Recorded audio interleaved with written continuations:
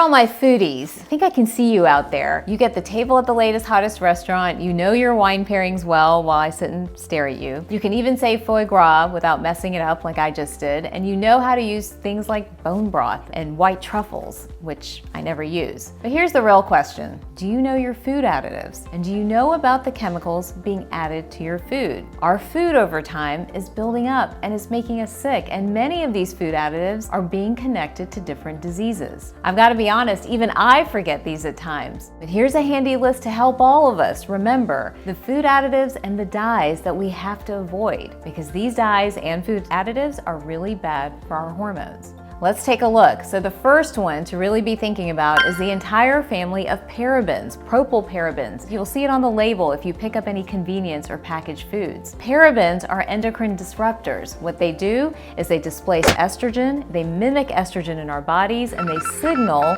our pituitary to overproduce hormones. So again, they disrupt our entire hormonal pathway. The second is MSG. Now MSG is in all kinds of convenience, packaged foods, and sometimes our favorite restaurant foods too. I don't want to single out any particular restaurant or type of cuisine, but it is abundant when we're eating out. Now MSG for some people is really obvious. They'll get a headache, they'll get rashes or hives, or they just don't feel good. They feel really dull or slow after consuming it. But for a lot of folks, MSG is more subtle. Over time, it's affecting our hormones. It's disrupting our thyroid, our cortisol, and our insulin. The next class is BHA and BHT, and I'm not going to bore you with the long scientific words that go with those abbreviations. But when we consume more of those two particular ingredients, they're most often found in dairy and a lot of packaged foods.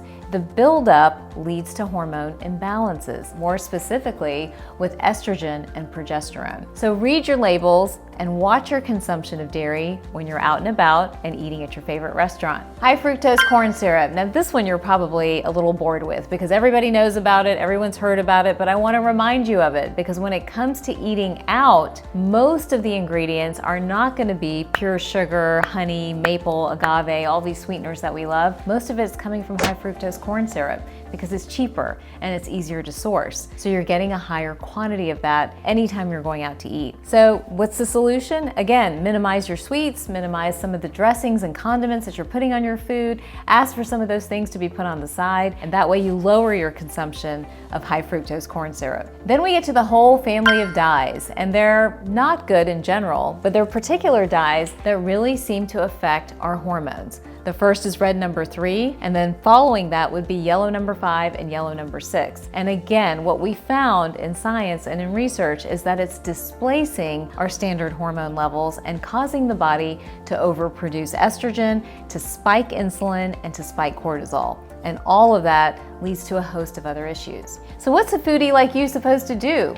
Well, the first rule is just choose your food wisely. Know your favorite restaurant's food sourcing, and I think that's going to be a trend in the years to come. You want to pay attention to the ingredients. Make specific requests. I think people are really scared to make those requests when they're eating out. Ask for no MSG, ask for things that are dye-free. And then when you're shopping and preparing food for yourself or for your family or friends, read those labels and ingredients. So these additives are sometimes occurrences, not things that are happening every single day. Keep this list handy, and I'm sure your hormones will thank you. For more information on hormones and everything you need to know about hormones, check out all my other hormone videos.